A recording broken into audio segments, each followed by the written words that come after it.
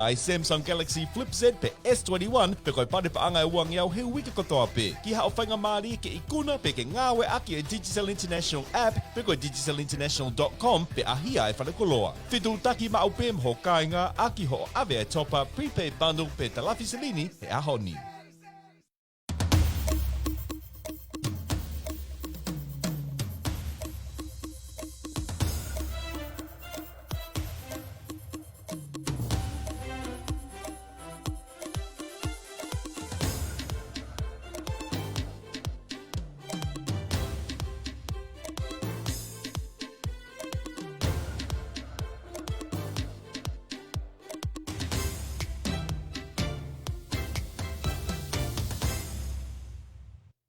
Malo lau maari ho eiki mo lelei ai Tonga sola pe mo e vulang kotoa tale lei ki mo utolu ki he tau Polokalama makehe mo mavahe kui o e whiawhini pe mo homo le tio mo e televisione Pasifika ai o whakahoko atu pe me Aositelelia ai koe tau Polokalama kui e whiawhini o ku fekau'aki pe mo e Polokalama kui e kau ngāue Toli fua'i'akau me i Tonga o ku nau ngāue mo whaifatongia i Aositelelia ni pe o ko kore ki hufanga i ngahi tala whakatapu ku wha ki atu me whareni ka atape mo oku ke whakahoko ato e tau Polokalama kuia o e whiawhini.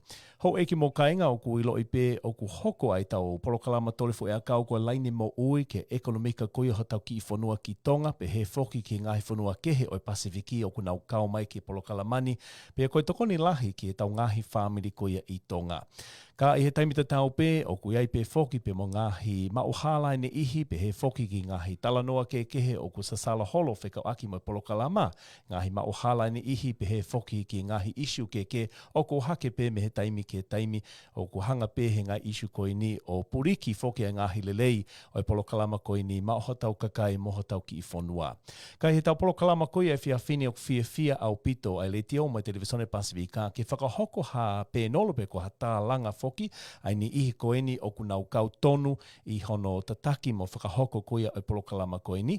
Nai mo amanaki lelei ke kau mai ai tale kita lahi o e poto ngāue ngahi ngāue whalot whanua ai CEO koe Polokalama a toke tā foto whisi iahi me i Tonga ka koe uhi koe ngahi palopalema koe o interneti me i Tonga hange koe ko tau osi ilo kotoa ki ai o ku kaikesi i lava foki ai CEO kau mai he tau Polokalama koe e whiawhini.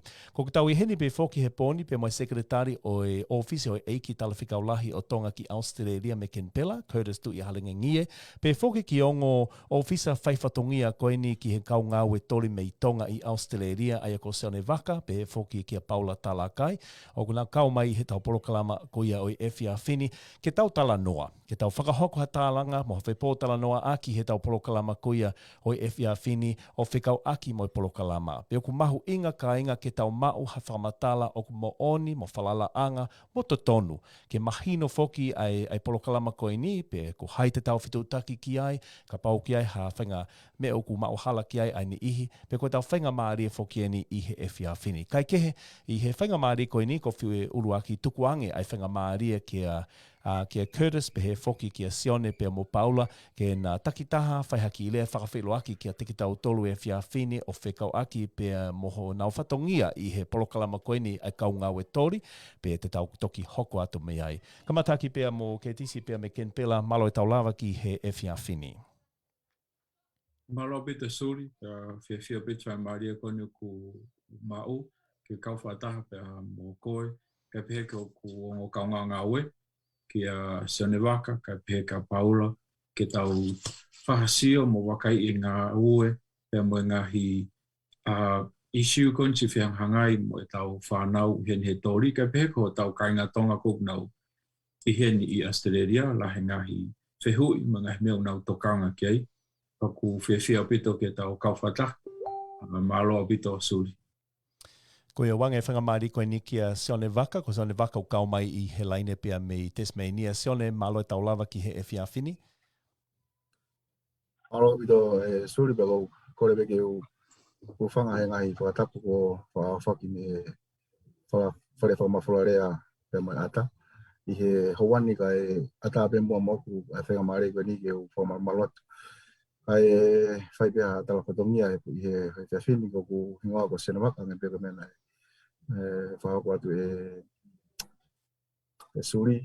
Pea Koe talo ni ku fakakau'atamaki I he Polokalama Toli no tokanga'i e kau tau whanau kulawa mai me Polokalama Toli me he wafta fitu. Pea wa mai ke ahon na ku lere tau taha mai pe I he ngahi tau lahi, tau tolu. Pea toki hoko marewa ku kau ngāue ko paula talakai o ma ngāue. Pea ku tokanga'i paula ai tawhakon ki Suliani pa mo Western Australia. Pea ko tokanga'i rewa New South Wales pe ki Katoria. Pea mo Adelaide, South Australia pa mo Tasmania. Koe pui toa pe ke ngāue mo whatongia ku whai atu me he matoni hono tokanga'i tau whanau Toli. O ku lau mai Polokalama Toli ki Australia. Ko ia malo pito, se one ko Paula talakai o ku kau mai I he laini telefoni me Bowen I he wahinga toki lau kuia o Queensland. Paula, malo e tau lava ki e whiawhini o ata fengamari ke falemahaki lea faufaua e whiawhini. Iyo, malo pito Suliani. Pea, hangi ko ia ke kukore peke u whakate ngai whakatapu ko osi whakatapu atu me he fale'i. Kai ata mo ka fengamari ko ni ke ukaat ke Polokalama whakapofa ko ni. Aia ko hingoa ko Paula talakai. Pēngi kona na lawe ki ai sione. Nā ku kau mai ki he mawhinga maarie. I he Polokalama koe ni ki he tokoni ki he tau whanau Tonga. Nā ku kamata I he tau koosi. Aia ku tikai o tau taha ki he mahina katu. Pēku putajal tu fia piti ki motol. Pēku whamalo ati ki he mawhinga maarie. Ko hia koe ngāue ko manaki ke ngāue whai ko hia ko hotau kakai. Pēku whaopapete ko hia ko Polokalama ko ni ku tau. Hangat ki ai ko hia ko lahi ngai feinga'i mangahi mea koe ke whai ai ha feilongaki makatuunga ko hia ko ngāue pa whai ai feinga'i lahi. Pēku whau ke tei hoko Polokalama ko ni ko ha. Polokalama ke ako nekina kakai. Mo whanonga utau whai he Polokalama ke hakahau lelei o tau whanua. Malo pito. Malo pito, Paula, ki mua ia pea wange whengamari kia koe pea mo sione ke whai halawe ki he whotunga koe mo ngāue ma ngahi whatongia o ma whakahoko. O ko whia wange whengamari kia Curtis ke kātaki pe o whaihaki whakamālala no o fekau'aki pe mo mahu inga o Polokalama koe ne e kau ngāue Toli. I tawhaaki whaka-ekonomika o Tonga, whanua e whiha o ku kau mai ki Polokalamani, pea mo e ko Curtis Foki o kui tonu pe I Kenpela he kolomua Aositelelia pe o kulahi ene whitutaki ana ia pe mo pureanga Aositelelia. Pe ko Fiema'u haki I ata pe ko havakai ki hotau kainga Tonga e whiawhini ai mahu inga fakakulupu e Polokalama koe ni ke ekonomika o Tonga pe e Foki ke ekonomika koe o Aositelelia ni. Maro pito e suri ko e whehu I mahu inga o pito ni o mai. Ko hinga ka sio ke pui tua o tokoni mo aunga faka-ekonomika ko ia ai Polokalama Toli ki Tonga. Aia ko Polokalama ko nina e whotu ia puranga Aositelelia o kuikai ko Tonga pe ka kukau ko toa ke ai ufonu e Pasifiki. Pe aku monu ia o pito a Tonga ka pehe ke Pasifiki ke na hukau I Polokalama ko ni ke tokoni pe mo whakaivia se enau ngahi whamiri, whafuituitui ka pehe foki he tuunga whaka-ekonomika ko e whonua. Aia koe tau mu aia nei whotu ai koe Aositelelia e Polokalama koe ni. Koe uhinga ke tokoni se o tau kakai, pe tokoni pe mo e tuunga wha-ekonomika koe o Tonga. Koe tu koe he taimini e suri o ku osi lahi pe e whonua e Pasifikiu kau kotoa ki ai, ka kamata ke sio a Aositelelia ki he ngahi whonua I he me Southeast Asia, me Asia. Ai toi tokolahi honau kakai, toi tokolahi mo enau manpower, te nau lava supply mai Polokalama. Ko uhinga pe ko ngahi I uhinga kehe e puranga Aositelelia, hange pe ko u paruparema o ku amna ke tau talanga I mo sio kehe ahoni. Ka koe uhinga ko hono fotu e Polokalama, ko uhinga ke whakaivia e whonua Pasifiki. Whai ngofua pe ki Australian ke nau aru nau Toli ki hi ufonua ko I Asia, pe ko nau aru ki Afrika, pe ko ufonua ko I South America, ke o mai ha kakai ke nau ngāue, o whai ngāue ko nu lotonga whahoko tau kakai. Ka oku nau prioritize pe whakamuamua se o tau kakai a Tonga ka pehe ke Pasifiki ke naulawa ma whai ngāue koni. Tokoni ke ngahi whawhoi tuitui, tokoni ke whamiri, tokoni ke langa e whonua. Koe ki figures pe ko lawe ik tau whatata pe sio ki he reporti ko ia ai World Bank na e release mai e wafe tahawalu ke waf tahiwa. O kuofi i he paanga Tonga e nima miliona ai paanga kuhu ki he economy ko o Tonga. Mi he Polokalama Toli at atape. Maha pe kumo osi wakai pe o whatongai ai lelei ai lahi e langa ai kakai honau ngai api whakafofanga honau ngai nofo'anga ko uhinga pe ko Polokalama Toli. Ai ulawa mai pe ai tokotaha kono whai Toli pe ko ngāue koni ko ngāue tau kei o whai ni ngāue mao ni sirini talafi hanga ton pe ki Tonga ki ne whae pe ko ne tangata e ki pe ko hai pe hono whamiri. Ai tau sio ai mahu inga e Polokalama o ku alu hanga tonu pe ki he grassroot. Ai alu ki he ke kakai e whonua. O koe ke alu ke pure anga alu ki he kakai e whonua. Koe mea ke whatonga he kakai mahu inga o Polokalama koni. Koe whatau moa ia o ku alu ia ki he kakai. Pa koe priority ia, koe lawa mai e tau whanau o feinga'i koni, ko nau tolu whawhoi tuitui, kai pehe ko nau whamiri mo nau kolo, e lawa o whakaivia mo tokoni i whaka-ekonomika mo whapaanga se nau ngahi Polokalama mo nau ngahi mea whai Tonga. Koe hoko pe suri, koe nau lawa mai koni fumahu inga pe ke nau hanga mana tui, o ku nau o maa whainga'i ko ngahi mea whakapaanga mo ngahi Fiema'u whaka-ekonomika koe o whamiri, ka aku nau ngalo ia nau tolu o ku nau hieni koe kau whakafofonga ki nau tolu e whonua. Koe nau mea ko tau peuk whai o ku nau hanga o tuku atai a Tonga. Ki he whonuani, ki he kakai koni o Aositelelia mo ngahi kolo, mo ngahi whaama, pe koe ngahi factory koe o nau ngāue ki ai. Aia koe o ku mahu inga. He keki tau rata tau whakamahu inga i whakapaangai. Enau hoko, koe whakafofonga ki nau tolu hotau whonua mo ki tau tolu hotau Tonga i Aositelelia. Ai o koe ke ngata pene mahu inga lelei mo Fiema'u koe tokoni whapaanga ki Tonga ka ukulahi mo ngahi tokoni ia a nau tolu whapaanga ki he pure anga Aositelelia i nau nofoniu nau shopping whakatau mo mea koe ia pea mo nau hoko koe kau whakafofonga o Tonga i he pure anga Aositelelia pea mo whonua koni. Ko tui maha pea koe tāria ko whihui suri malo o pito. Malo pito Curtis, kau kolosia tēne ki a Sione ia ki mua pia whaihalawe ia ki ho o whatongia Sione mo Paulo mo whakahoko i he Polokalamani. Mahalo ku mahu inga ke omeha ki whamatala, mahino ki o tau kāinga. Ai Polokalama. He lawe i pē o ki ai Polokalama koe Pacific Labour Scheme, koe PLS, o ki ai mo SWP, koe Seasonal Worker Program. Pē tau toi whanongo whoki tau tolu i he mea koe PALM. Teke malawa o whaiha ki whamatala o fekau'aki koe haho ai whai ke kehe koe ngahi Polokalama koe ni, pē o ku nau tatau pē o ku tokolahi, whawhawhu ke tokolahi ai tau whanau Tonga o ku kau mai i he Polokalama koe ni. Suli, mau whenga maari koe o Polokalama whuku ni nei kamata mai ki pe ai Polokalama koe SWP koe Seasonal Worker Program. Kamata mai he wafta hawa no paila te mai pe hawe pe o kamata.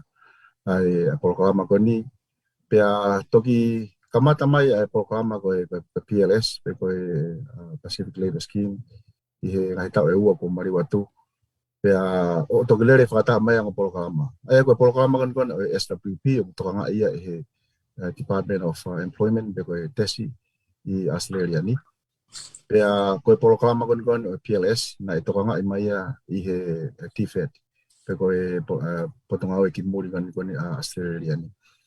I he ne lere mai koe ang Polokalama na lere ki he pe kange ko mena ulawe ki nai ku tokanga'i pe he ang Department koe ni ang Polokalama. Ka i he ne toki ia umai i he konga ki muri tau osi. Pea na toki whataha ia ang Polokalama koe ni o anta pe i he plan pe koe Pacific Australia Labour Mobility. Aia koe ne ko ne whakataha i rewa ko nawa ko ia o ku anta pe i he Polokalama i he patunga au e ki muri po ka tifet ai Suliani. Pea o kai pea ai kehe o ngā Polokalama ko ni. Whakatata pe ko e Polokalama ko ni ai SWP pe ko e Polokalama Toli ia o ku malawa pe ke hau pe hataha. Pe ko ke hane skill, pe hane tau ke ngāue pe kai, o ku malawa pe ke hau e tokotaha ko ia e Polokalama ko ni. Pe ko Polokalama ko ia o ku i he mahina pe e ono, ko lolo taha pe ka o mahina hiba. Ko ne whakahoa ko ki he Polokalama Pacific Labour Scheme, o ku nā ko lolo a Polokalama Pacific Labour Scheme, o kua ia o tau tolu. Malawa pe ke tau taha, tau ua, ka kua ia o tau tolu a Polokalama ko ia. Pea o koe pe mo nā ngahi ke he ama. Ulua ki pe ko e Polokalama ko ni ko SWP, o ku fekau'aki pe sete taha nima, flat rate. Pe ko e tokono fekau'aki i Polokalama Toli, SWP, o ku itai ke ngofua ia, pe malawa ke nau claim enau tax. Aia ko mea taha ngi ko mea na lawe ke ia ke tisi, ko ngahi paanga ia o ku tuku he whanau Toli i Aositelelia, tau maya o nau te lawa o claim. Pea ko tutuoni pe ia e Polokalama. Pea ko honau pe, ko e Polokalama Toli, o ku nau ngāue nā tolu as a casual labor, pe ko e ngāue casual pe ai ko ngāue casual, ko ke hanau rivi, ko ke nau entitled ka hanau rivi, ko ke nau entitled ka hanau sick leave. Ai ko no wharea taha ka pau te nau puke, ke mau hanau seniti. Ai ka pau te nau mālolo he ngāue, ko nau whapiko pe he ngāue, ke mau hanau wahi. Sai ko ne hau ko ke Pacific Labour Scheme Polokalama tau tolu o ku ke here vai o ku ata ia ke whanau ko ia o nau lawa mai Polokalama ko ia me ula ki pe ko nau tolu ko nau semi skill o ku nau tolu ko uesia enau funky tau kei ke nau mai o whahako ngai ngāue ko ia pe tau te whito ki he fale'i kakanoi manu ai lawa mai tau ngai tau whanau pe ko pau ke whai mo nau ngahi training ak nau tolu ia kau ai re whapalangi ko no tesi enau English i Tonga. Pea ikai ngata ai aku malawa ai whanau ko nau lawa mai i Polokalama tau tolu ko Pacific Labour Scheme ke nau claim enau tax. He osikon ko ai tau ko tope o tau pe ia mo ki tau tolu ko ni o ku tau i Suliani o tau ngāue mo no Suliani. Ikai ngata ai aku malawa i Polokalama ai kinautolu nau kau mai ki PLS ko e lawa kinautolu ia o koe enau leave ia kinautolu o si tau taha o malawa ke nau mau enau wiki wha ke nau leave ai. Pea ikai ngata pe ai o ku iai mo nau sikli ka pau te nau puke e malawa pe ke nau ki wahe pe i he time te nau puke ai pe ko time te nau rivi nau Fiema'u ke nau malolo ai ko te fito i kehe ai o Polokalama e Suliani talo no e kamatamai o Polokalama ko ni pa ko tipe lahi pe kakai ko ke nau mau lelei ki he anga tu ko na o Polokalama ko o Polokalama tokoni fugeni Aositelelia ki Tonga. Pea tau lawe ngā monu ai i he Polokalama koe ni. Faufaua e taimini ki he fakakatoa tau kau ngāue i Suliani, i owa i toko whawhetupu i Suliani, whatahai bea e PLS, pea mo e SWP. Pea wai konga e nau tolu koe talo ine nau hieni he whawhetaha iwa, ki mua pea tō ai maki koni koe COVID. Pea kunau ke hieni be, konga lahe ki nau tolu kunau ke hieni be, pea kunau lau e nau tolu koe whengamari e ka ki nau tolu, ke nau te nofo'anga ngāue, hoko atu e tokoni anau mai family tō. Ko ia malopito e sione. Ko lawe i pe o mo toko ua moa pe mo paula o mo tokanga'i katoa foki a Aositelelia ko e mafola foki kau ngāue tōria ka ngata pe ki kolo pe taha ko kunau i he u kolo kehe i Aositelelia ni Suliani o ki lawe i pe ki Aositelelia toke lau ka meme kotoe u wahi whanua o ki ai tau kau ngāue tōri mei Tonga i he Polokalama koe ni ka o maa foki ngāhi whanua kehe o Pasifiki. Ka koe hao mo te vito i whatongia a moua a koe pe mo paula i he Polokalama koe ni, ko tui pe ka pau koe ke hala e kumau o ki aha mo tau kei mo i pui tua a moua i e ta whak koe ni o ngāue tōli ki mua ia pena mo mau ai ngāue koe ni. Ka koe haho mo whatongia o mo whakahoko ki hono tokanga'i kina ai Polokalama koe ni mai tau whanau Tonga i Aositelelia ni. Koe pui tua pe ki he mahate o ate pe mo i pui tua ke motuani na ku tupo ke pe i Tonga o ngāue ai tau e wonga mataha i ngāue i he kau taha telefone a Tonga pu e TCC.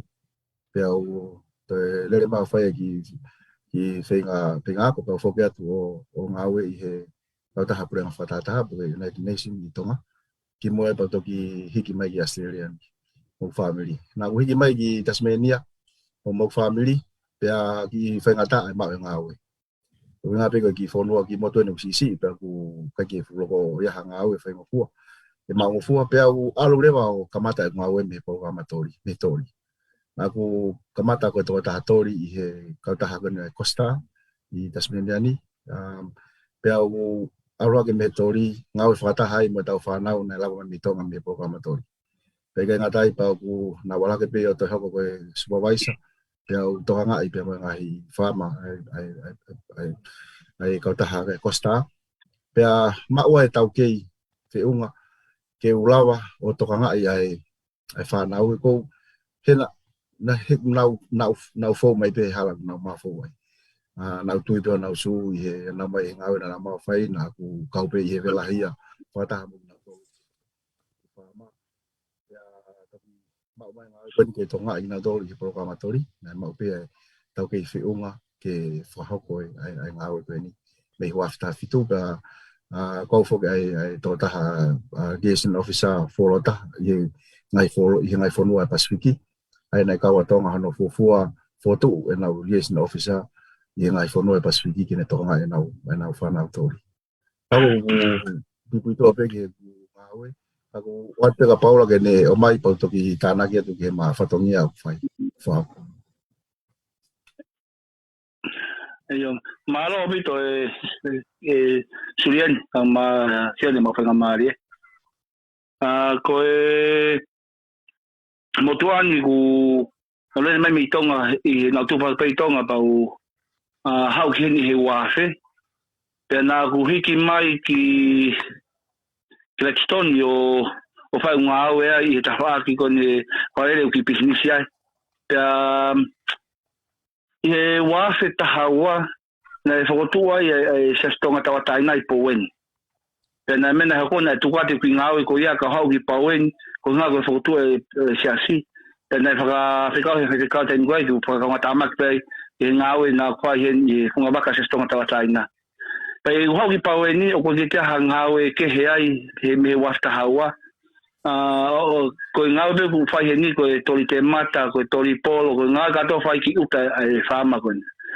Tako mea koe te nai hoko na ole pauleba ke tuko ki ngāue nei whaka nei whai ngāue I Kresoni ka hau o ngāue ki whama tau me he wafe taha nima. Pe au ki pe taimta tau koe wafe taha nima na a kuhanga ai o mo hu mai mo Polokalama pa na hanga lema whakaloto ia e ngahi whama ke nau ome kakai me Tonga. Pe taimta tau pe na hoko lewa ki whama ko ia ko tokotaha welfare, well-being ke whama ko ia ome kakai ko ia. Pana mawhengawe ake ai he taimi ko ia mo siani ni ke ngāue.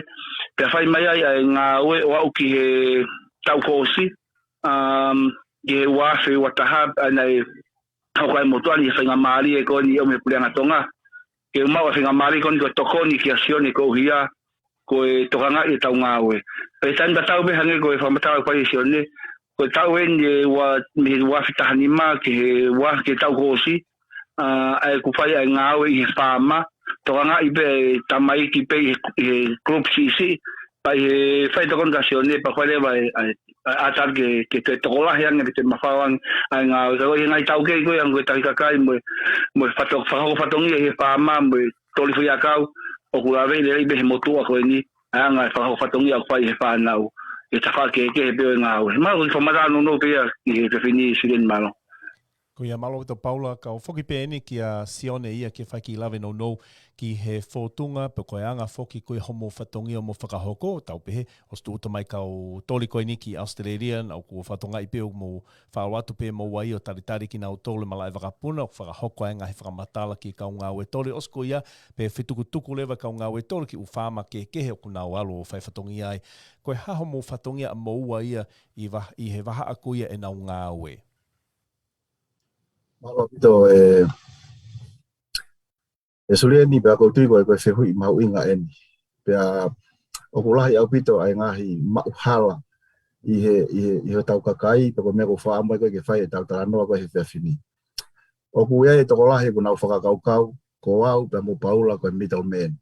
O ku nau pehe ko maua ku ma tu waha i he ngahi whaama ke hange koe totongi e whanau pe ngai enau ngāue pe ngai e pehe. He kula hai pehe e ngai tā mai o whaino i te ngia i ki maua pe mo e talamai e ngai whatongia pehe. Ka koe whama opo, ko ma whatongia o kuia i pehe o mga taanga.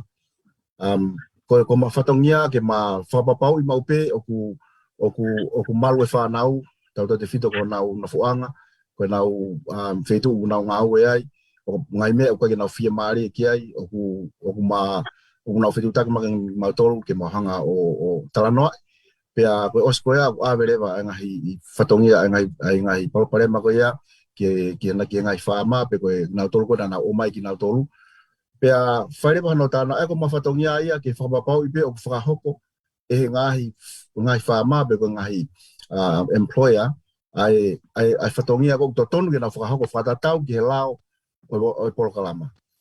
Pea ko ma whatongia ia. E taim tau pe, o Fiema'u ke build ha ke mawhau ha wā ngāue lelei au pito, pea mo ngahi employer, pea mo ngahi whaama. O inga pe ke tauhi ai whewhalala aki, i he ngai whaama koe, pea mo tau kau ngāue. O kukai ki Fiema'u ia ke tāwhataha pe ma ngāue, ke mea kotoa pe ke tau whanau, ka kupau pe ke whakapalanisi, ma ngāue, ke whapapau i o lelei ki whanau, pea lelei ki ngāue anga. Te ko nau tolu, ko nau mai ngai whenga maarie, ke tau whanau. Manatu i mau pe koe ngai ngāue anga, pea mo ngai whaama, o ko nau pure pe nau tole, pea nau Aositelelia, pe o mai enau kau ngāue, mei Tonga, pe mei Haamoa, pe mei Fisi, pe hatoi whanua i he ngai whanua koni, i hango fulu nau kau mai ke Polokalama koni. Ai poke taha ia, ai ma ngai whatongia, kono feinga'i ke tu'uaki atu, ai tau whanau ki ngai whaama, pe ngai kau taha koe ni, ke lawa ke puke pe, enau malu, enau whalala, mono o mai, e tau whanau ki he Polokalama Toli, ke nau ngāue i Suliani. Ai aku ma, koe whatongia ku ma whai, ku ma ripoti whamahina ki Tonga, ai ngahi ngāue ko tope ku lawa, pe mo whai, pe mo ngai palapalema ko tope ku hoko, pe ave pe ki ai, ke nau tolu, pe mo mangahi whotutu, ko hae ngahi mea utonu ke whakahoko, ke whalelei aki, ai ngahi whatongia pe mo ngahi palapalema ku o tonga hoko, i he Polokalama. Ai ako ma te whitoi whatongia aia, o ku mau whengaue aki waofi au pito pe mo e ofisio e tahine hei komisiona Tonga, pe mo ketis, pe mo whamalo i he tokoni lahi, e taimi lahi ku mau aahi whakataha toai pe mo e ofisi ki he hotau kakai, te ko taimi lahi whoku ku ma aahi ko a maua o ka ke fuloko pe mai kakai ko hae ma alatu, ka ko taimi ko ma orat whakataha pe mo e kau ngāue ai ofisi, o kai e whakapapa i makehe aahi pe plapara ke whae talanoa lelei, pe mo kakai. Ai ko te whitoi whatongia ai e Suliani, ko e whapapau i pe o ku whakahoko e ngahi kau taha, ai ngai tutuni o ku whakahoko o ko mai i tutuni ko koe e Polokalama Toli ke tau whanau. Pea o koe ke ke hene mo ngāue ko koe ai unioni. Ka pope te mo whatonga i pe ai unioni ko na Suliani.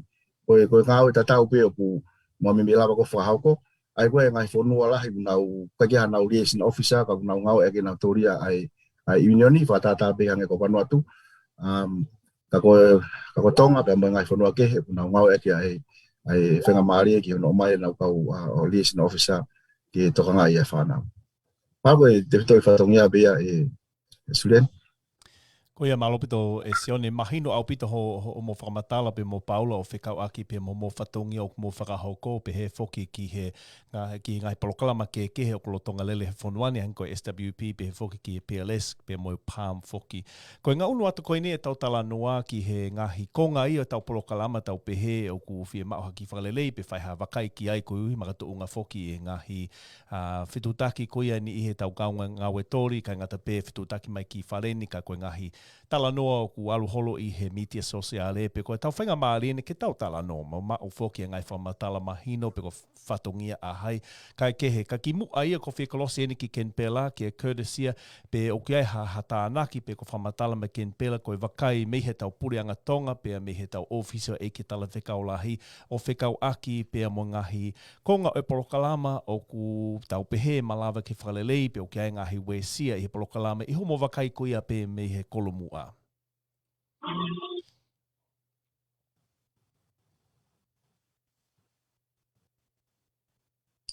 Malo pito suri fehui faufaua ka ku fumaho inga pito lahi pito penga hi mea ke lelei pe lahi pe mo ngahi mea ke fasio ki ai ka fa me tipenia me taimi kon go mau lele tai ko o ahi ke kau Toli ke tau whanau pe nau wahe mai ngahi Polokalama o nau whihanghanga I moia e ku whaalahi foki e ngahi Polokalama I whamatala mai I tua I he kakai pe ka ukai ke nau kau I he Polokalama Toli o mahu inga pe ke mau whanongo mo tokanga ke ngahi concerns ko ia hotau kainga Tonga mo e tau kakai ko ni tua he Polokalama ka o te mahu inga nge taimi o whahoko mai he tō taha Toli ko I hae Polokalama he ko mau wha ahi matu ko Aositelelia ni lahi au pito pea ko uhinga whoko e tō mai kone ko viti o ku lahi rewa wha tapui ke mau lawa o ahi ke wheitu ko tō pe ka o ku mau feinga'i mau lelei taha ko mau pe mau ki whainga maari mau lawa wholau ahi at ki ha wha ma pe ko ha wheitu o ku whahok whatongia e tau whanau pea ku mau lawa whakatahat pea mo sione pea mo paula ka taimni o mai e kau ngāue ko ia ai pot ngāue ki muri a Aositelelia pe ko pot ngāue ko ka Aositelelia ni nau tokanga'i ko ia ai Polokalama Toli ke maulawa pa nau whanongo ki he ngahi Polokalama o si whianghangai ko ia mo whanau pe ko kau farm owners aia o mai rewa ko ia whae sio ki ai pe o ku kai ko ha mea o lawa pōri riu immediately ke lawa peke o mai si enau Polokalama pa maulawa solova pehe mo meniti mo taimi ko ia. Ai o mau fok mai ki ken pelani, whao ngahi report, whakahuat ke he puranga Aositelelia, whakafou I he ngahi department kehe o he puranga Aositelelia mo ngahi kup fekau'aki. He kai ke ta fok pe puranga Aositelelia o ririu ko uhinga ko o atu e tau whotu ko pau ke nau tala noa ki he kau ke u association ko ai ngahi whaama association ai kau taha nau tokanga'i provide ai ngāue o kulahi ngahi kup fekau'aki ia o pau ke feinga'i mo tala no aku mo kinautolu kai lawa o riu ai ngahi Polokalama mo mea o tuku mai ko he tau whanau ngāue maha koe mea lahi peu ko lawa o kāwatu he taimini suri malo pito Curtis koe te uhanga pe o watu te tala noa taha pe ke ni ihi o ngahi tau pe ko ngahi launga pe ko ngahi whamatala ko hanga pe ni kau ngāue Toli o tukuangi mai ki whaleni ke tau whaihatala noa kai pe whaitariha pe ko haia mo tolu o whia whaihatari kai pe ko toi tāna ki ai sai, tau komata pe me he vahe au ku tui pe taha whokiene ta whaaki o ku mahu inga au pito e tau whanau e taimi o ku nau mawahi ai me I Tonga tu whalau ki heni koe ta whakoia ki he seni iti koe mahu inga koia ke awe pa anga lahi taha o ku humai ke nau vahe Fiema'u ke awe lahi au pito pe ki family I Tonga. Taimi te tau pe mahino ke ainga aria pau, ke ainga makatunga aria pau koia, pe o ke mga introductions, pe ngai me o to o pe me vahe hangi koe nau totongi tātawha whoki koe konga e nau tiki te mo e hāfua. Ka koe whai konga koe niko tukuangi atu kia taha pe e mou tolu ke whai hatala noa ki ai he koe taha whoki ha launga ku mau mai me whareni me ni ihe kau ngāue Toli. Peo kai koe kotoa ka koe ni ihi pene nau whetu taki mai o pehe. Ke he whoki ai aria pau pe koe contract na mau whakamooni hingoa ki ai Tonga. Ke he pe ai tuunga pe mo atakai mo mena e hoko hiri ai mau tau mai ki Aositelelia ni. Pe ko whia tukuangi atu whangamairi koe ni kia mou tolu pe ko hai o whia whai haki whamatala mo ki I lawe ki he heuku tui pe kai koe launga who'o enika ki ai pe ni ihi ke he o ku nau tokanga whoki he tawhakoi ni. Malo mito Suliani, o kore pe ke u kau ke u. Ko tu pe tali e feiga'i ia ki a sione, ki ne tali te feiga'i ngā ki tawhako ia. Kau ki ai ki mea makehe ia o ku fekau'aki pe mo mea kon fo feiga'i. fekau'aki mo ngahi palopalema koe ni. Koe taha o ngahi mai o takamai ki, e fuatonga'i e taahi kena fa'ahi no ahi ki Western Australia mo takai holo heni. O kuikai ke naulava o whakamatala'i hangatonu mai o taimiko mo alatu ai te talamai e palopalema ko haime hoko kinautolu. Pakoe ke uira po ke hae uhinga ka ku taimini pa o kai ke naulava do pawaha palopalema ko me kan feka ko bahe. O kuikai ke nau tolahi tamai pakoe ke iloia ko tunango mi Tonga ko si ave bika mafika mosione. Ka kuikai ke fekau'aki tamai tolahi ko na fekau'aki ngātolu ke fai me ko ke fai ta tokoni pa tanda tau pe o fa o vai pe fa hina o fa fekau'aki mai pe taimini fa e lahi ko Fiema'u kina pa taimini fa ni fa palopalema ke te lava ha fekau'aki ngātolu ka kontui ke fekau'aki me communication ko mea mahuinga ia he utikai ke lava ia ke hoko fakakulupu he lahi ai talanoa ia ki tua ki he ngahi mea koe utikai whaha fekau'aki mai ia ki Fiema'u a fekau'aki mea koe ni ka utua mea whakamari koe ni ke whamaare sione ta whakon hangi ke whiheu ke whakahoko malosi ni Malo pito Paula pea ko tui koe whiheu i lelei a pito ni ku mai e Suliani he koe whiheu i pea ku whai ano tālanga i mei ko toa pe ai ngai i siu koni ko mai me tau whanau koe uluaki i pe o kamata pea me he let of offer pe koe tohi koe kono ange i Tonga ki toka taha Toli ki mua pato ki hau kene hanga mahi noi o ku whatonga'i koe palapare malai taha ia koe ikai ke mahi noi he tamai ki ia ai mea koko asi enau let of offer o ku whai tonunga pe mia pe koe Ministry of Internal Affairs ai training i pe ngahi aku whakatau kei au ke nau ko flu ngahi me ko tope wasi na let of offer ka ko taimilahi o tau manatu ma pe ko tau tolu o ku tau sign pe to he me ko ke tau firma ke tau mai no ko lo ke firma tau ha to Australian ka tau to ko mai o to ki fai ngai lau ngai ai ko ngalahi o ngai palpare ma ko ni he wa pe ta me ki no tala mai ku ai ngai me ai o fai to ko no faka-e ku os lelei be na let of offer ai ko no moni na ka ki na whatonga ko tare ta ke whiheu i Suliani pe ai o mai tamai ki o na to sign a let of offer for all i Australian sai ko let of offer o malapa pe ke review pa ko tu ni ai department ko ni hanga tokanga'i ko ai atafa ko ya ko no hinga he gulai pe ai ngahi me e malapa ke review ta fa ta pe waka na tau mai i he rotonga ne covid taimi na nau tu tamai ke Australia ni na foi tolahi ko o whanau na ton ki na mai ki whama ko ia pe ko ngāue anga kakanoi manu ko ia na fu tolahi ia o whatatau ki he restriction ko Australia i taimi ko ia na nau tu tai heni ko hinga ko le na offer ko na anga nau tolu o nau ngāue i whama ko i address ko pe mo taimi ko ai ko taimi ko nau tu tamai ki heni guliriu e whikonga ko ia ko pau ke nau des famon i le offer for o ko pe he ia ke liriu pe ki foi konga ko ia ka ku pau pe na te famon i le offer for ko ngahi rate mo totongi ka mo ngahi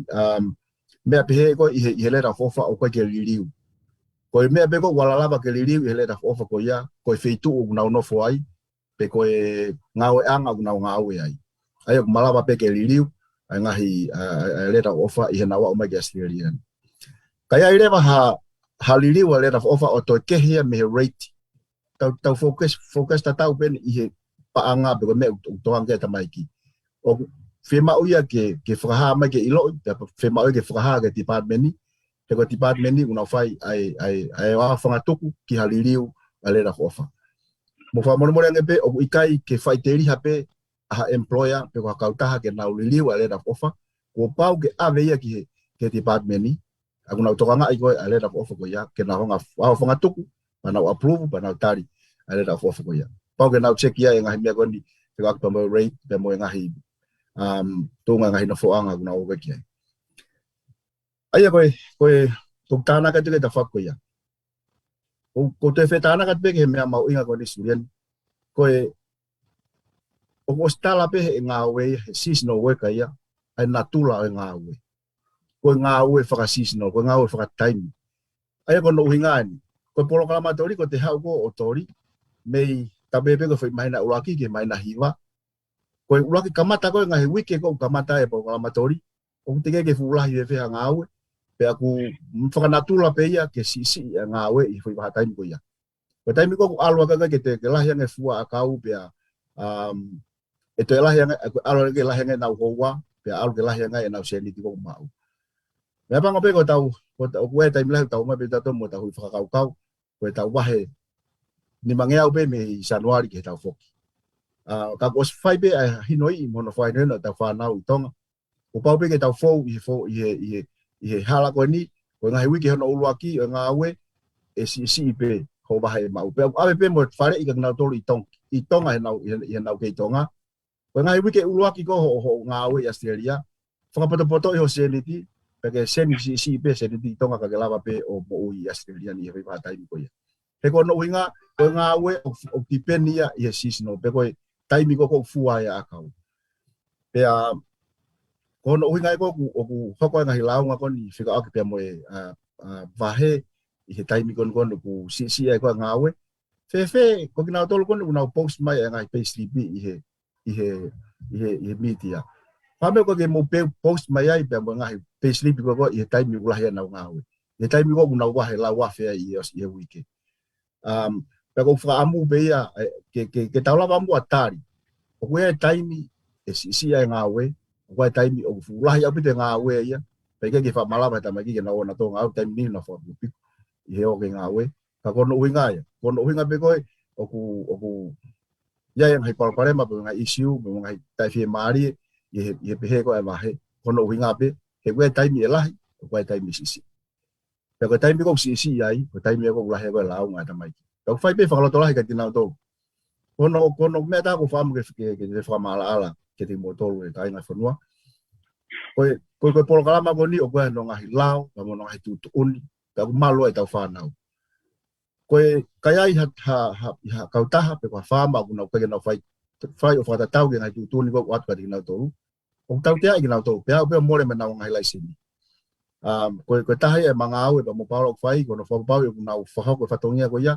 Pa ko siau pe ma report yang ngai Polokalama e ngai whaama pe ngai kautaha ki he tipane ni. Pe a hoko pe a lava whai no whatontonu. Ai ngāue ko ia. Pe ko tāna ki pe ki te whako na whikaka pe mo e ngai tai Fiema'u i he wahe. Ko tui pe ku whampe ke tautari. Ko ku te ki tāna ke te mea koe ni Suliani pa more pe i he whaloloa. Ko Fiema'u pe ke mau he kakai e mahino koe ni. Koe Polokalama Toli o ku iai e ngahi employer o ku i kinautolu koe approved employer.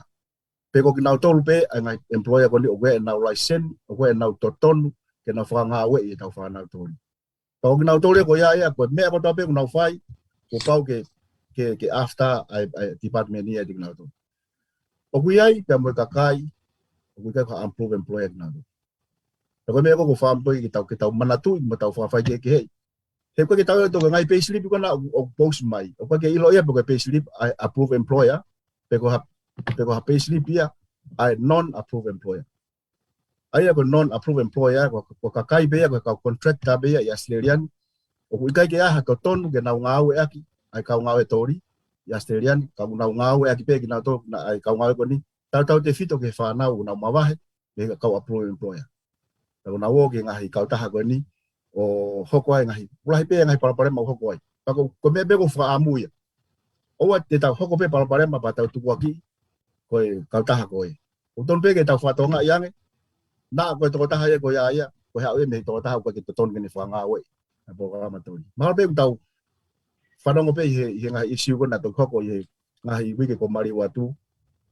Na i o mai tamai ki o nofo i toko taha employer koe, o kulau koe employer kone whangāue tamai ki Toli. Te hoko ai Polokalama ko ni Brisbane. O pai ko hatoko taha ia, o toton, ko approve employer ia, kene whangāue ai tamai ki Toli. Ko e pe ko whaamu pe i he whamatala ka ni whini, ke tau whawhai ke hei, ke mo mea i he kakai whanua, O kuia kakai ko approved employer. Ko nau tolu pe ko nau toton ko na ngāue ta nau Toli. E ko me kakai ko ka approved employer. Ka nau ngāue ta na ngāue ta nau Toli. Ta ko ko pe me para matatau. Ko ke pe ke tau tuaki pe ta faketa. Ton pe ke tau sio fatolo pe ki ngai isiu. Malo. Malo beto sione ma ala au pita ai ho whamatala pe o ke ngai poini mahu inga na ki alasia i ho whamatala he whiawhini. Ke wato ki I whakatata whewhe o ka pau ko au ko lele mai mei Tonga o kau tonu whoki au I he Polokalama koe kau ngāue Toli I he taupeko employer uruaki o si ai haku visa I heni. Pea whitutaki mai ha taha ia, ha toko taha o tala mai o kune fofonga'i ha kau taha I ha wheitu ukehe, pea holau ia me api ngāue koe ni o holo pe ki he whaingamari koe ko whanongo pe tala no ksaianga wahe ia, pe o ksaianga ngahi tutu uni ma ngai maratu unga ngāue koe ia. Koe ha ngahi uesia e malawa ke hoko ki ati au, whelawe I mue ku visa, whelawe I pe mue ku ngahi tutonu ki he ngāue I he whonuani. Ok, ha o tokoni pe pōpō he tawhakoi ni. Malo kai kome yogi ka hao ke sione. Whirak mo I whehoi koe nā ku te tawita ki konga. Ata ki whitua ke te whaasi mai sione koe au lahi taha ne experience he ta whako ni. Ko tui e Suliani koe mea uruaki pe koe I te mawahe me Polokalama. O te hanga I kita o maumau ai condition o e te visa koe na te hauaki. Koe tokotaha koto ape ku hau I he Polokalama koe ni. O ko ne visa o ku area pau ia pe moe sponsor ia I whama ko hau o ngāue ki hai. Taka ke te lava visa koe o te au o ngāue ki ha approve employer ke. Pe ko hataha o ku kai approve employer.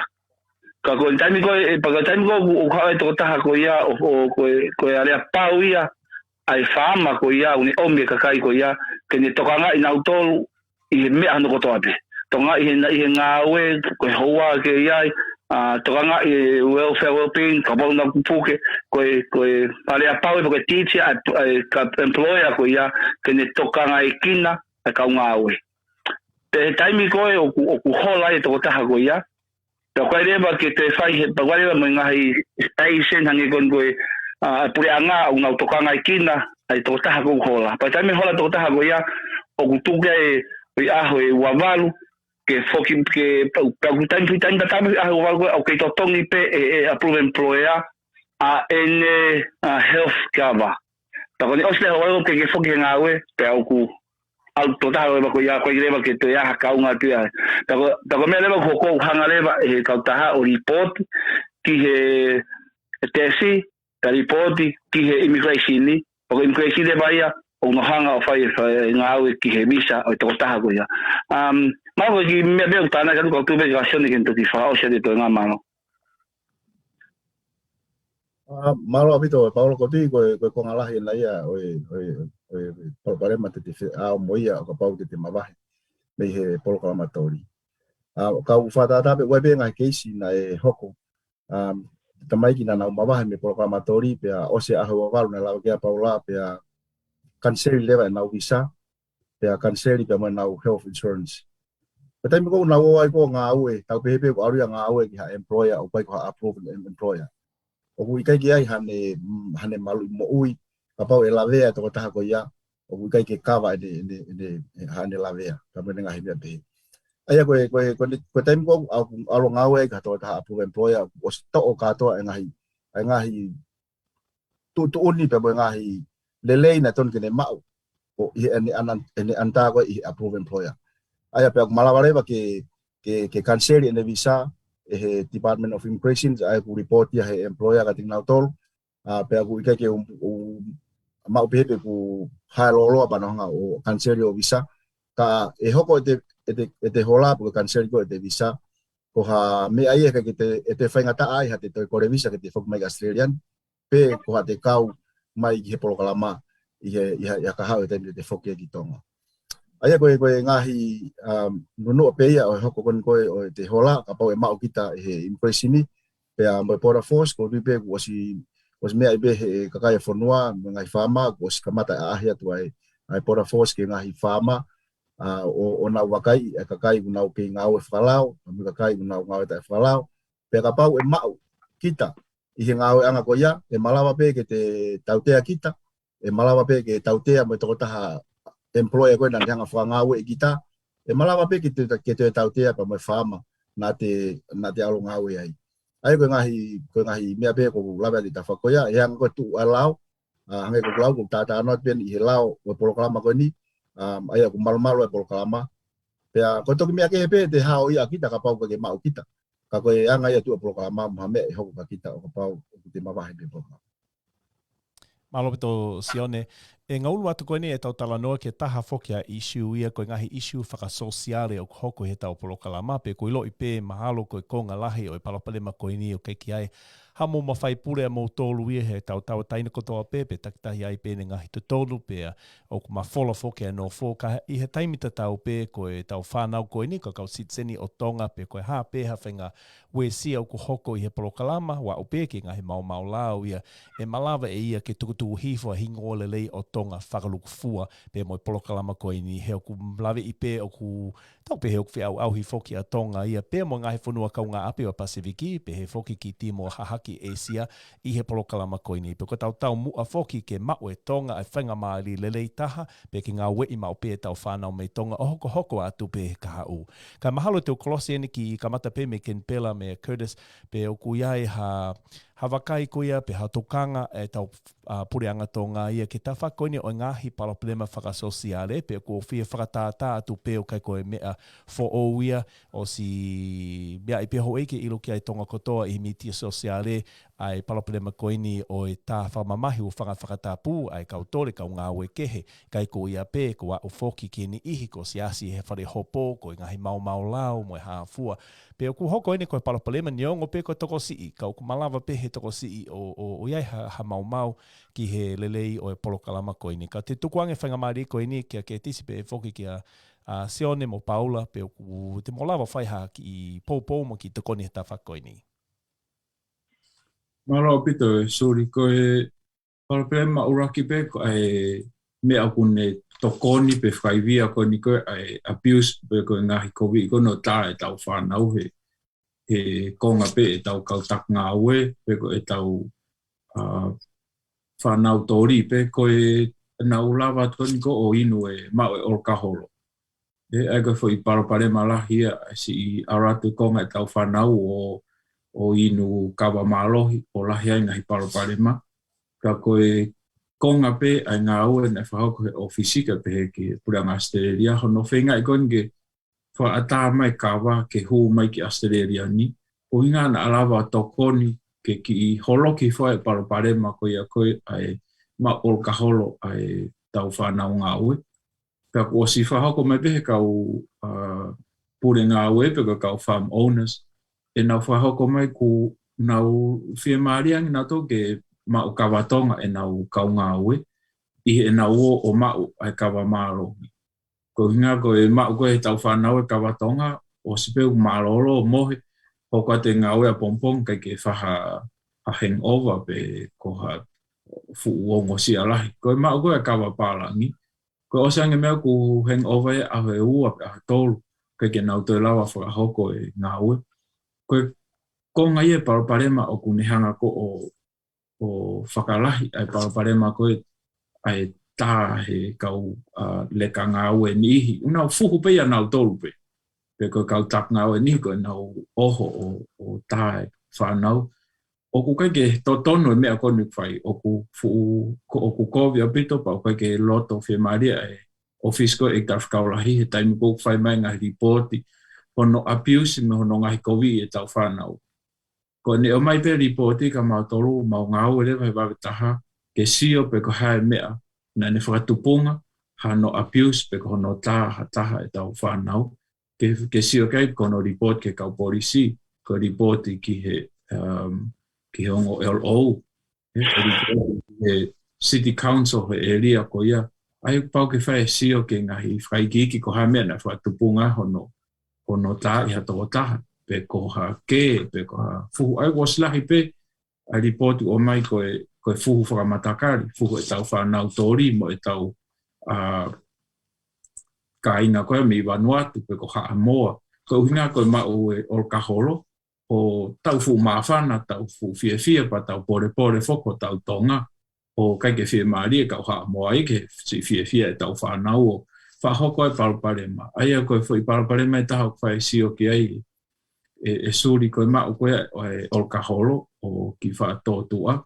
Ka koni ko ola lelei e whainga o lawa ki whakawa mai matapā ke lawa e kawa tonga o hū mai. Neongo e ne hū mai peka o ke control e pura Aositelelia ke whaha no ahi mo sio ke hū mai e kawa tonga ke mau hotau kaina tonga kai pefo ke si whakaoat ke tau whanau o kunau hien he Toli ko nga ke tokoni pe ke whasisi e Polokalama. Mahi no pe ai mea koni tau sehenga mahi social media ai tā pe ko hono ngahi kowi whanau o ku pau pe ke awe ki he lao. Pau ke awe ki he pureanga ke whahono hopo i mono faka-ilo e ku tapu au pito ia pau ku kai ke totonu ia ke ngahi kowi ha taha i Aositelelia. Tatau e pepe ko hai. Mahal koe tāri pe a suri malo au pito. Koe sione o ke hau toi tānaki pe ko paula i he kawenga koe ni? Mole ke tānaki atu e suri. I he tawa koni o tā koe tau whanau. Peke ngata pēka koe konga pēka ngāue. Koe nai talo ka mata mai Polokalama pea nai i kai ki fu'u Fiema'u ki alu ai hoa pe koe Hispaniti pe koe waifi na Fiema'u pe alu pe tokotaha. I Polokalama Toli kai nofo'anga tokotaha o nofu mai whanau. Pea neai mai tairi te ria na hau na ia o hola whatalo e Polokalama. Tau te fekau'aki-kinautolu ku i kai tike ke mau whanau, wa falemahaki ke nau mai pa was hoko ia, was lahi pe hoko e Polokalama pe he. Pena e whaile me fakakau ki ai i ngai konga mai ki mui o tau kosi, tamai hoko mai kona COVID, koe feinga'i ke faka'ai ke hau pe tam ai Hispaniti pe mai wifi. Ke na kau whata mai pe Polokalama, pe ke ngatai, na ia pe mo ngai Polokalama fa sosiale ki mua o lawa ke hoko e maumau he ngai api hau e Hispaniti pe wifi pe hoko ha Polokalama ki he kiona api. Pena whakakau ke liliu e whonga ko ia o whawhenga maria i ke hau ai o mātua. Tamai pe mo whae. Ai whapapau i pe uesia i a tokotaha. Kene nofo pe mo tau he whanau. O ka pau ia whanau i Tonga. Pea, e hono liliu mai koe koe o lahi rewa ai kau o mai ko na was mau hoa. I Polokalama na hopo ngai whakataha pe i whetutaha pa mo na rofe whetutaha. Pea o hake rewa e Polokalama mai koe ni ai taha e mari he hoa Hispaniti pe ai hoa. Ko ngā fuku e whainga atakai una ono fua'i'akau ko ngā una ono whataha pe moe kulupu pe e malawa pe ke to e lau ke hea taha ke hoa pe hoko re vai ai ko taha ia fi Polokalama. Ko ke ngata pe i he uesia kone Olkaholo ke ne whahoko e ngahi hia tā wani to hoko ia i he ngahi mātua o mai kinautolu i Polokalama Toli pe koe Polokalama kone PLSA ke no mai whataha o koko ai te hanga pe he Hispaniti o falemahaki a hono hoa i he lotonga i nei Polokalama. Pe aku te whaile e tāno ke pe motonga ke te siwange ko haa whonga. Nai pe ko whonga ko e o mai e ke na o maa ngāue whataha pe mo na lawa nofo'anga fan kau toi lahi apite ngai keisi ko hoko ena ke pe na hola i pe na waia i Polokalama. Ai ko te tānaka pe ko konga pe taha o ngahi isiu kon fekau'aki pe mo hia tā hoko koni i Polokalama o ke pe ko kau malohi pe kau te hoko pe mo i tau te whito ke o mai ngai whami. Ko ia pe lawe i pe ko kātoe tau ka hotau kakai o ku kau mai he Polokalama Toli o ku fua'i'akau i he malo e lau o Aositelelia. Kai koe lau o Tonga ko Aositelelia Fiema'u ko whanuani ngahi lau e. Ka o ka pau o ku hanga ki taia o maumau i a lau i o whanuani hange koe ni o ka pau e whakahoko ha tā whamamahi o ha toataha pe launga toataha ko ia ki he polisi pe whailewa ngāue ai polisi ki a kita. O ku koe ha e ngahi to tono e toko taha ko ia. O malawa he ofisi me ken pela o tokoni iau faufaua iau ka pau ia uia ki fale hopo. Ko hai o to tonga e loia ki faufaua iau i fale hopo ka pau ia uia ki to unga ko ia. E iku hono whakafoki whakalau au ki tonga kanseri e ko visa. E malawa pe ko tukangi pe ko taha ia mautolu whietari e whihu i koe ni. Ka koe taha foki ene ha issue o ku mo whihu i o ku hake me he taimi ke taimi o ku mahuinga ke tau whaihake haki i lawe ki ai he whiawhini malo. Malo with Suliani, Marcione mo ketis. Now he hard level hui ko ni. Ko hui maumau ni ko hia na ia nga po hai I fe po hau tokoni ke nga ke isi pe ni. Suliani ko o kau pe ngai to fe tokoni ki la fa ko ni a musione ngāue ki tokoni whataata ko whataata me ki aina to taha na terminate ene ngāue pe me Western Australia tena ave a lockdown he prison ai pe ko ngāue na fai ki ai na fai ai feinga'i mo ngai community the Pacific ko Pixar pe ko Pacific Island Community South Australia. Pero wai enau kau me mipa I Western Australia. Pero ngāue na tokoni ki ai ko ni na tokoni ki ai au pe musione tokoni ki ai mo kau taha ko ni ko Pixar. Pero mo kakai Tonga nofo I Western Australia ki he keise to taha ko ni.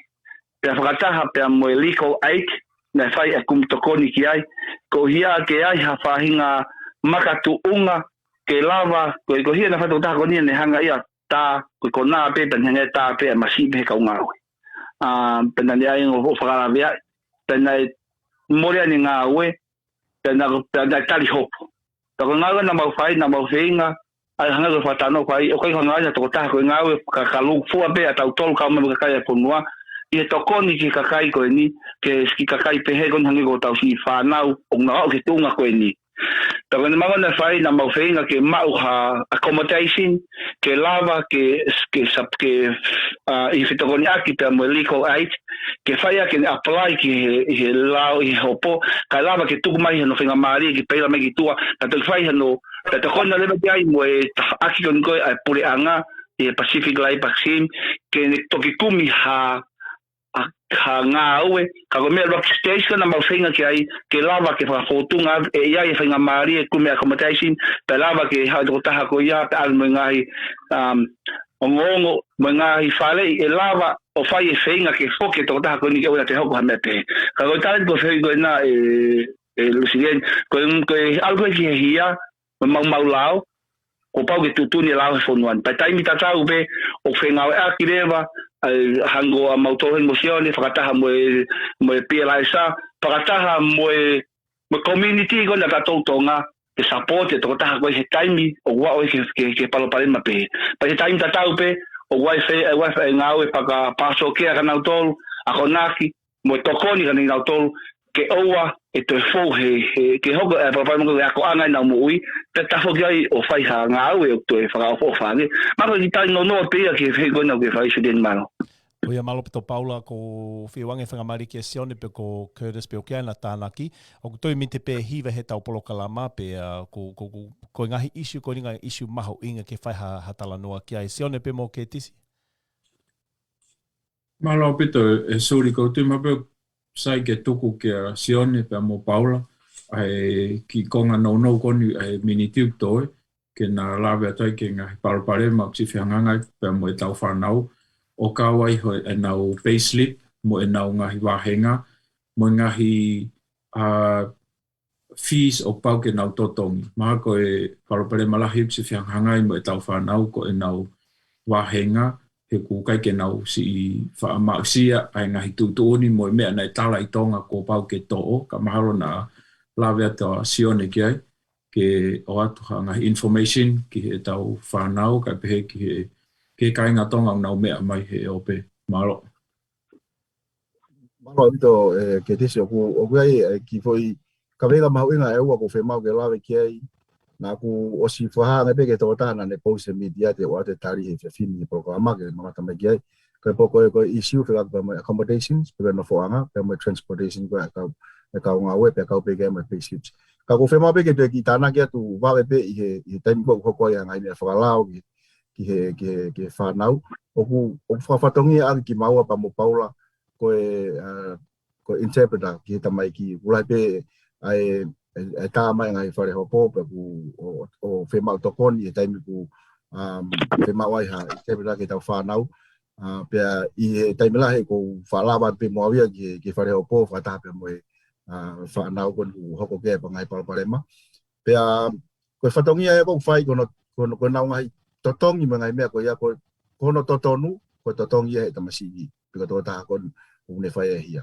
ka ko hanga lawa paula ko mau ngāue fata ki ai mo tokoni ai ofisi ai komisiona me me ken pela ke no kubi hanga i fonga e lawa o fai ai hano totongi mo ua to ta ko ni pe ike ngata pe ai o ku ia pe mo ka approved employer o ku nau tu pe kinautolu o totongi tokoni ke no totongi mo ua to ta ko ia ko nga ko whakaam kono uhinga ko tau i wa feinga'i mo kinautolu o na lawa pe na tu pe na tolu kai ko hanau fatongia ka ko na ofa pe i to ta ko ia no tokoni ai be ngai legal aid manga fa to mo paulo ki ai kono fikumi ngai legal aid ke na tokoni ke tamai ki tai ko na mo uai pa ke ngatai ka ba ya ne hopo ko ia o ata pe ne visa o ke cancel o ko smahino pe e tukuanga ia he ngāue anga ki toa ka ke te ane ngāue ko ngā ko hia ko tutunia pre Aositelelia pa ko ngāue mo paula ko tuki holo ngai matapa ngai fama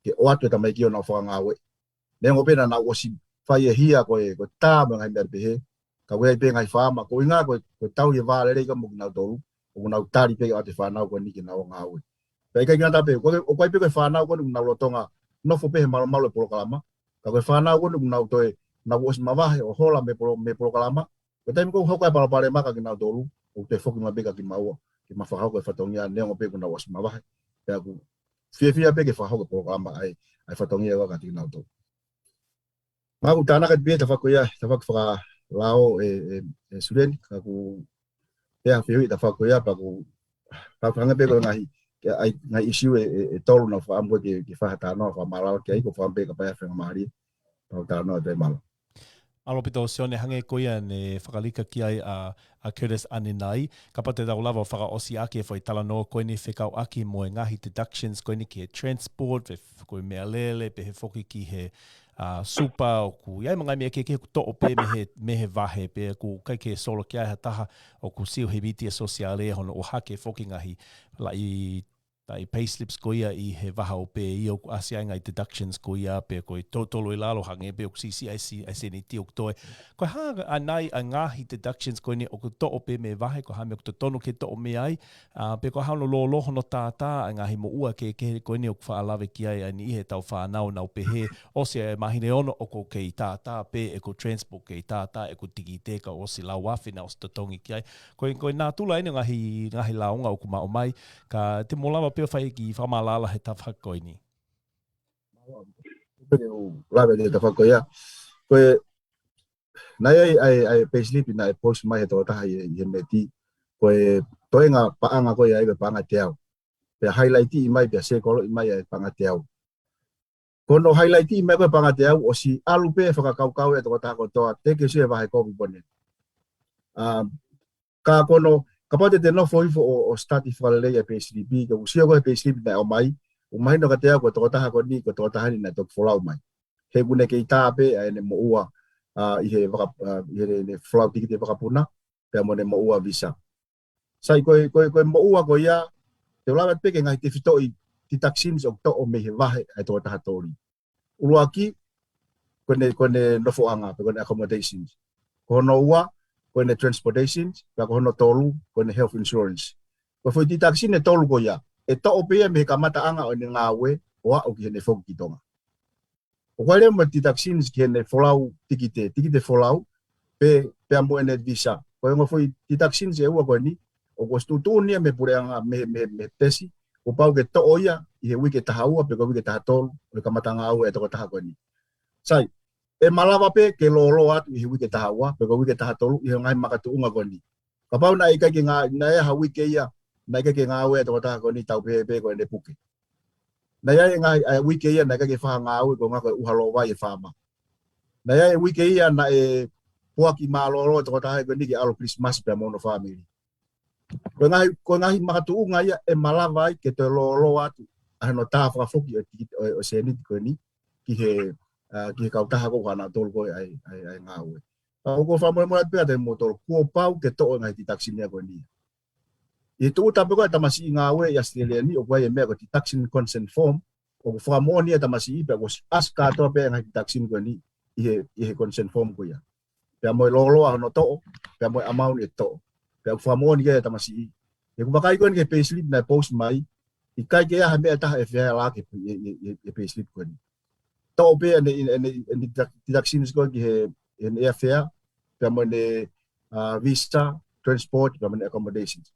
O wakai fo ke payslip ko ni o to'o pe mo ne o so ko fe mea taha ko whamu ke whamahino. Lahi tamai ki kuna pehe o ku kau mo ti taksini, o kau pe mo super annuation e ti taksini. I kai, o whatontonu atu, o ku hala ko ti taksini ko pe seti e hango full, o cross pay atoko taha ngāue. Ka kulahi tamai ki kuna tama talamai o to'o ti taksini ia, o to'o o kau ai super annuation ia I ti taksini. I kai, ko super annuation ni ko paanga ia o totongi I o kau taha ke te koe, ko ngā ko whai I he fo pese te hongo fuho cross pay. Ai ko cross pay ko wahe ia ki mua pa to'o ai tax pa mo deductions. Ko whaamu pe ke hangai ko kulawe ko ki anai. Ko ngai ti taxin ko Fiema'u pe he toko taha ngāue ke mo ui. O ku ia I pe mo Fiema'u ai toko taha business ke mo ui pe mo I. He ko tiki te ko na ne haua ko me Tonga pe mo ne visa. O ku totongi ia he kau taha. Ki mua ko tutuni ia Polokalama, ko pa ko totongi ia he kau taha pe ni toki taha whakafoku le vai toko taha ngāue I ne hauma ki Australian. Te lawe tu pe ki he accommodation ni, ulahi apito ai whehuia ai accommodation ni, pe ai nofo'anga, pe mo transportation ni, pe mo mea lelei, o nau fakakau pe he tokua o ku fu mamafa. Kau te lawe pe ai, koe kimua ke tau mai ke au mai e toko taha ngāue ke Suliani, o pau ke hanga he toko taha, pe koe employer, approve employer ko ia o apply ai accommodation approval me department. Koe ngahi application ko ni o huyai ai totongi. Ka upau ke te hanga kitaya o whakaikiki atu koe hao no uinga upanga waruno ai. Ko panga waruno koe accommodation ni ai upanga e teo whituno ai hange koe mea na amana nai. Koe teo whituno ko ia o kutana ki ia o iloto ai free wifi. O iloto ai totongi uhila. O iloto ai totongi vai. Koe ngahi mea ke kehi ko tope. O iloto ai e panga teo whituno ko ia I he wiki. Sai, ka paurega te tau whakakau ke alo o kuia pe mai opsini ko ni ki toko taha Toli kau ke fakakau o fu mamafa o ata pe ka te ko ke kumi hano foang ke alo o nofo'ai ke Fiema'u ke totongi ko ia ai mana tu ibe ko alo totongi nofo'anga ke totongi ho ren ke totongi ho vai ke totongi ho uhila pe mangai be ke he uesia e whanau na mawahe ki tua pe na togo ilo o gulahi yang e na whamore I na wo nofo pehe ka una te foku mai pe ki loto ki ngāue ang. Ki nofo'anga ko posi te makehe. Ai ko pehe ko aku. Ko amount ko totongi he tamai ki. O ikai ke decide ko ke pure ki ai to taha ko ana ngāue anga pe ko employer. Ko pure ko ki he totongi ko ia o whai he department ni. He ko taimo ko atu ko application ni ke department ni ka pau na usio o fulahi o kai ia support lelei ki he panga ko na atu ko ia ko pau ke na fitu taki ke te hol. Pe ko atu pe mo ngahi nofo'anga o ku wawa ofi holoi ma mono totongi ki lava whakahoa. Ako wha malala pe ta whako ia, ko panga te au, ko totongi ko accommodation ni, o ikai ke decide ia he approve employer, ka ko pau ke approve ia e Department of Education, of Education mo Employment. O hoko tatau pe mo ia ki transport, ki mea lelei. Ai ko totongi mea lelei ko o totongi ta maiki, o si loto ai totongi lolo, ko totongi tisolo, ko pensini ke mele ngāue aki, o si loto ai totongi ka no service mele hane maumau, o si loto ai no totongi hano registration, ko no lista, o mele ko ke lava ngāue aki help reanga. Ai ko foi senit ko o skato ai loto. Sai ka paure te fakakau o te ai pe mai opsin ka ke fakakau o mama fa te tong me alere ka te ko kumbe ko ha me alere. Ka ko pau pe ke ko flu hit. Te tong ho lolo. Sai ko tau sio pe ngai a hon ai te tong ko lolo ko sia lo mi panga u te mi. Pe ka pau ko te fakakau ke te fakatau e kita ha te me alere ke te alwai. E me mei panga ia wange au e fakamore e kita ke utu ata ata. Ka heri ko ia o mai ko te tong ko na mai panga fitu noa. Ko panga valu noa I he wike. O fu ma fe unga ngai ke ta mai ki na ko tong ya na wo te tong na me alere ke na ngāue. Pe te whataha pe ki ai, ko mea tau pepe mo e te tong mea lere. Hei kai, ki tu rea tu he tokotaha o approve employer ai te tong i mea lere. Ko pau ke ne apply, ke ne kore mo fua me departmenti, o oat pe menengai pou, ko ha uinga fitu no ai, ko ha uinga walu no ai. Ka kai ke Fiema'u ke departmenti, hei ke whahoko, ai tu ni ko ia. Pe ko tui pe maa ko whamala pe ko whahoko ai te mo tolu whikaku pe mo accommodation, pe mo transport, ka pau maongo e mau ngāue pe ke mo pau ka pa report mata e te mau tolu o ka te mau o mamafu o ma fetu taki ki employer ko ya pe ma talano ko ha no ngo fitu no ai pe os mai no mai mo approve pe masio ke approve ko me department o fitu no pa ko manga ta anga ai e ke mate pure te mau ia ke tu hifo ka pau ko stu tu ni department of education ni o panga val no ai transport pe ko accommodation.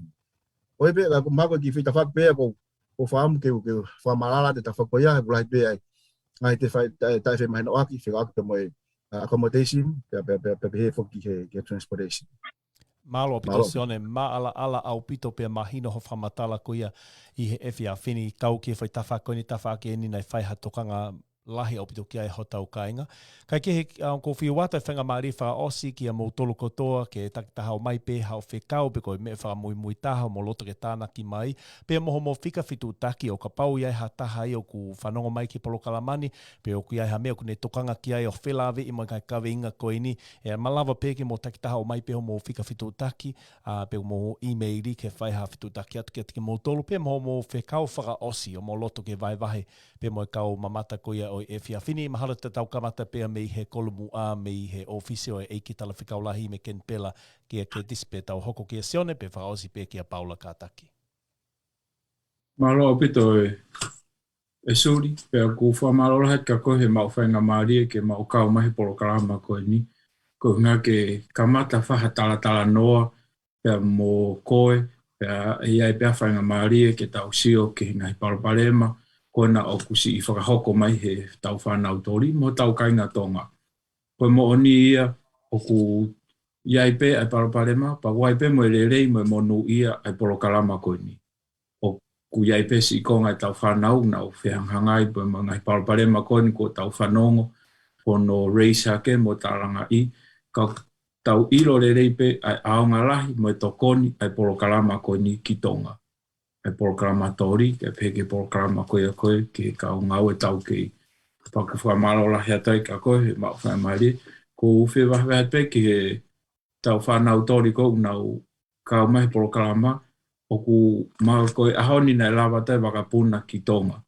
Koe fuafaua repatriation flight a Tonga talum he tau ko o si I sune.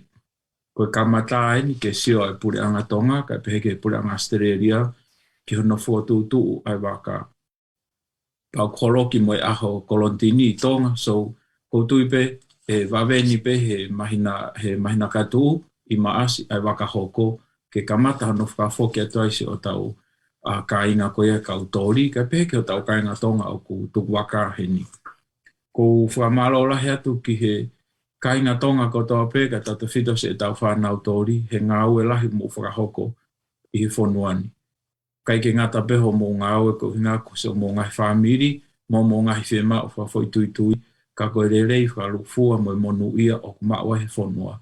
Whamalo lahi atu ko ilo peo lahi ngai Polokalama ko ni whai sio ki ai, o whai ngāue ki ai, pa ku kai ke tuku ai feinga ai tahine princesi, ka koe eik tarwhikau lahi a Tonga, kai pehe ki ongo LO, ka sione waka mo Paula, mo e pehe ki he CEO, pe mo pot ngāue ai whalot whanua me Tonga, e mau whainga pe ke whai hano siofi ha ngai whaunga ke tālanga iai pe lelei isi Polokalama kon feinga'i e mo tau whanau.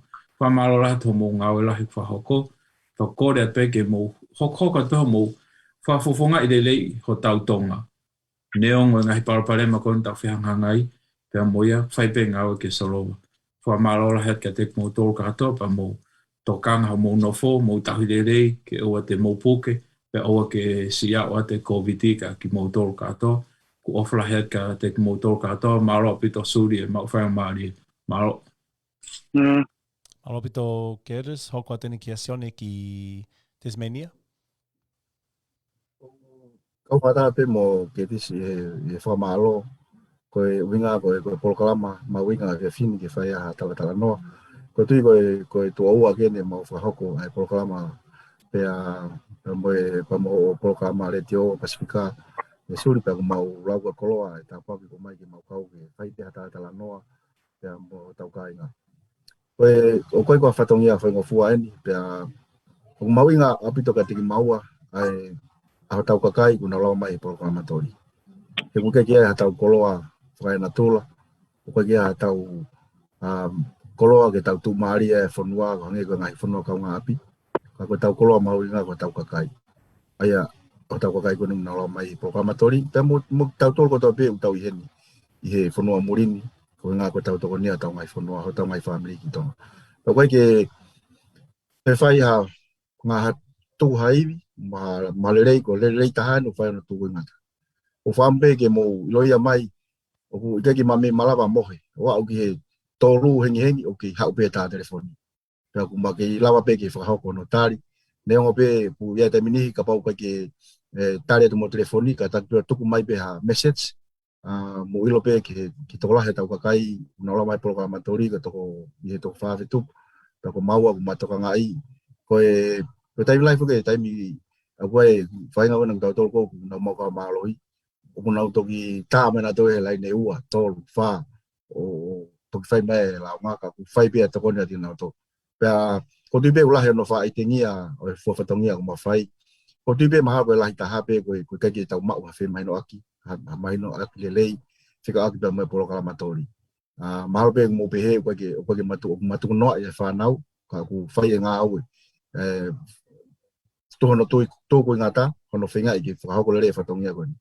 Ko sia e ngahi employer ko nau loto mamahi te maua ko koe ngahi ngāue ko mawhai, pia nā report i maua ki he Approved Employer Association, ko koe mawhai koe ngāue ke lelei ki tau whanau, pia hange pe koe ngahi whamatala koe nei whai. Pia ku whai e tōku i ngata, ko whamu pe ke hoko te tau ngai Polokalama, ke lahi pe ngahi mea ke whai e tala noa, ke lawa whai e whitaoniaki, ko whai pe e feinga'i pia mo e ofisi e kenpela, na lawa ki aha ngai tokoni ai ngahi whama, ko si tala noa ke ngahi whama, ko nau loto lelei na toke nau ai ngahi container, ke whaua e ki ngā ota e whanau, ke awe ki Tonga ko ngā koe taimi tu whaingata koe ni ku loto ngai ai, a Tonga e taimini, pia mo kore ki ngahi Approved Employer, ke nau hangamua prioritize ai tau whanau, ka wea iha ki ngāue, o ku whai, pa nau hanga prioritize tau whanau, ki awe ngāue kwa nau tolu, ku ngā ke nau ngāue,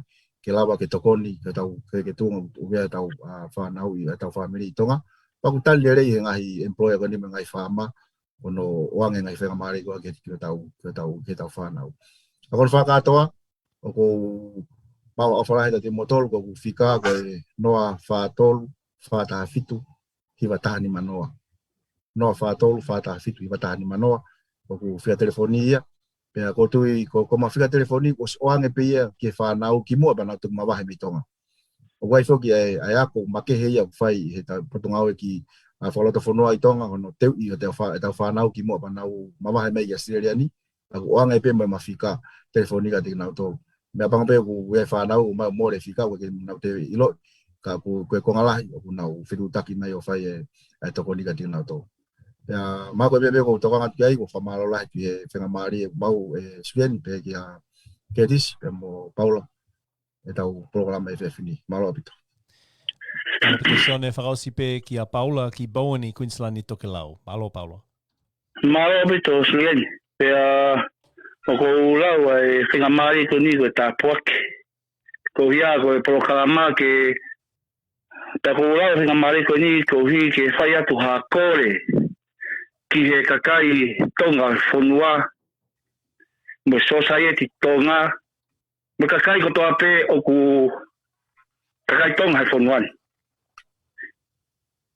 ko e ngāue fakataha e hoko e ko metai koloa e he tau tū fakataha e hoko e ngāue tau whai e te tau fei'aki ko maua mo sione uma whai matu ko ingata ta kuma whamure more lahi atu ka pau ki hangahi tono no whakahoko whatongia ka kuma kore a homo tokoni e tapa koto ape ke tau tū fakataha o whai e mea koi a to tonu mo lelei ke lao e whanua lelei whakaluku fua ke he muiaki o e whatongia koen mo ngāue mau inga hange koi au keke o tau whamooni ke ngahi lelei o lawe ho tau whanua ta wata ia kore ati he whanua ke kakai kotoa pe o whanua si kau taki lotu no kotoa pe ke tau tokoni aki i feinga'i aki paui ai ha ngahi mea mo mau ngahi mea Fiema'u tokoni mangai Polokalama ai whanau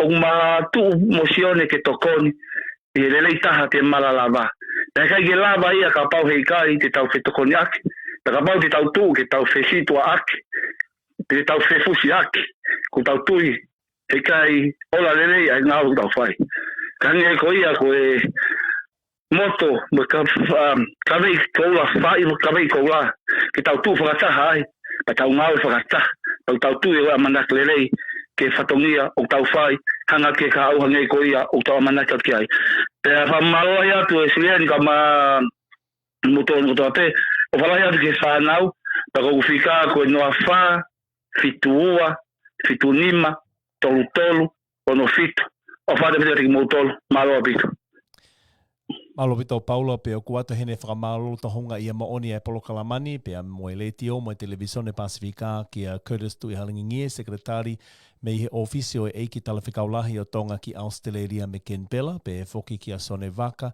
ko taha i ongo ofisa whaifatongia ma e kau ngāue Toli me i Tonga e o ku lea mai ane nai pia me Tasmania pe he foki ki a Paula Talakai au ku whakahoko pe moia e ngāue koene e whaifatongia mai kau ngāue Toli me i Tonga ka oku i he wahinga tokelau o Aositelelia i Queensland i whetu ko Bowen whakamaloto ki a tiki mō tolu i ho mō pōpō mai he tau Polokalama e whiawhini ko tui pēg ne hoko e Polokalamani ko Polokalama aunga lahi o mō ngai whakamatala na mo o mai he whiawhini ke whamahino mai e ngai tawhaki koe ne kei ke fuuloko mahino ki mu a ia ke whaiha whamala ala foki o fekau'aki pēr mo e Polokalama koeni ai Polokalama Tori i he whanuani pe tuipe, tau tuu whakataha i he whakaamu ke whakalakalaka ma o pe Polokalama pe kai ko ia pe ka ke lawe munua a Tonga. Ai whanua ko Tonga mohono kakai i he Polokalama koeni he ku talo pe fuoloa ke keha Polokalama pe heni o tau mawhenga maari ai ke tokoni ki ekonomika, hono langa i hake ekonomika koe o Tonga, pe he whoki ki a maoanga iwi whakaseniti